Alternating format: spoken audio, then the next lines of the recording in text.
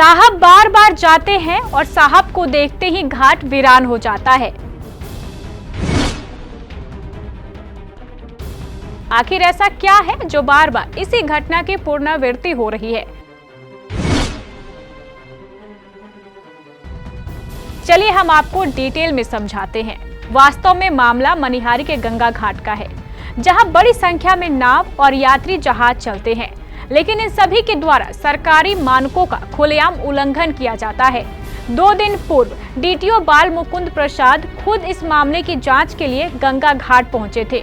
उस दिन भी डीटीओ साहब को देखते ही नाव चालक मौके से फरार हो गए और पूरा गंगा घाट वीरान हो गया था। उस दिन डीटीओ बाल मुकुंद प्रसाद ने सरकारी नियमों के पालन के लिए सख्त हिदायत दी और वापस लौट आए, लेकिन साहब की हिदायत ही रह गई।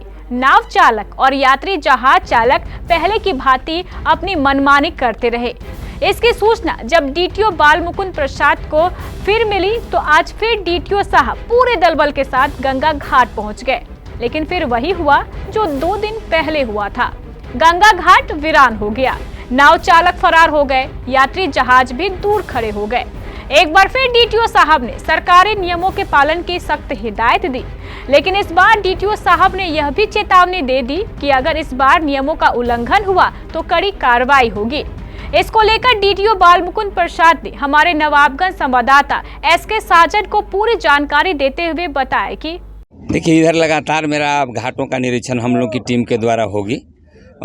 उसका कारण यह है कि गंगा के जो पानी है वो बढ़ रहा है और जिसके कारण जो थोड़ा जो नावें चलती है या फिर जो भी फेरी वाला नाव चल रही है जहाज़, उस पर लगातार नियंत्रण बना कर रखना है। अभी एक तो मैंने देखा कि जब हम लोग यहाँ पहुँचे तो एक नाव आया, उधर जाके भाग गया। जबकि उसको मैं सिर्फ इतना कहना चाहता हूँ कि जो नाव पर बैठता है तो वो कम से कम लाइफ जैकेट पहन करके चले। लाइफ जैकेट नहीं पहनने से बहुत प्रॉब्लम है। कल उसके बाल बच्चे या स्वयं मतलब जो है उसका परिवार सब इंतज़ार कर रहा होगा वहाँ, कैजुअलिटी हो गई तो दिक्कत हो जाती है। अल्टीमेटली हम लोग पर भी मतलब जो है ये होता है कि भाई आपने जांच नहीं किया, आपने पड़ताल नहीं किया।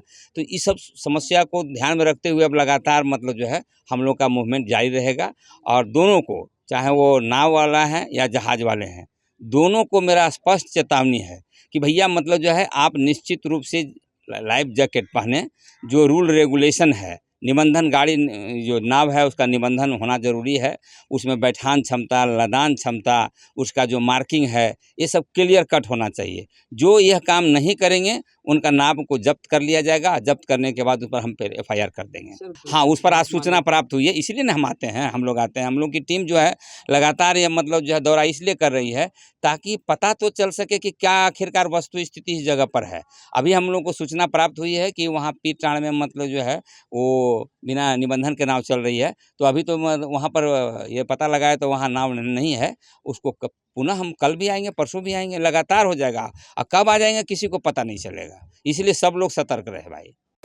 गायकी के शौकीनों के लिए शानदार खबर है। सुर संसार सीजन 1 की शानदार सफलता के बाद अब सुर संसार सीजन 2 वो जब याद आए, बहुत याद आए, गमे जिंदगी के अंधेरे में हमने चरागे मोहब्बत जलाए बुझाए।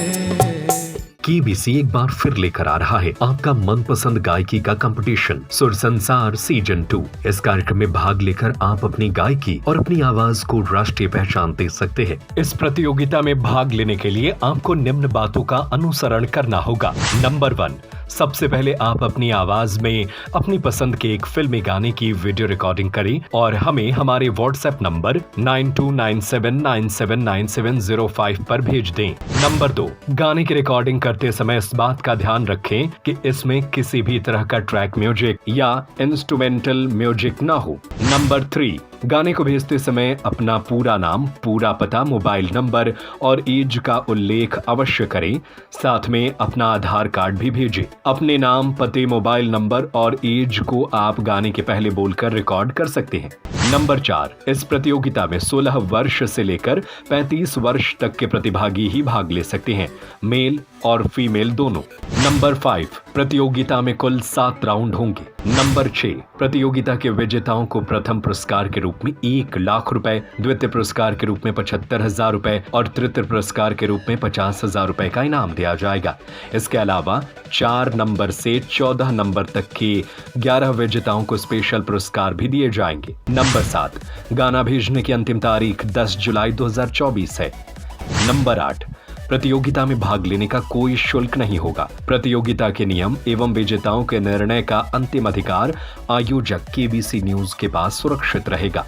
जिस व्हाट्सएप नंबर पर आपको अपना गाना भेजना है उसे याद रखें 9297979705। आयोजक केबीसी न्यूज कटिहार। प्रतियोगिता के बारे में विशेष जानकारी के लिए आप हमारे केबीसी न्यूज कार्यालय में भी संपर्क कर सकते हैं। हमारा पता है केबीसी न्यूज कार्यालय, बनिया टोला, बड़ा बाजार, कटिहार। फोन नंबर 06452242601 और 06452242700।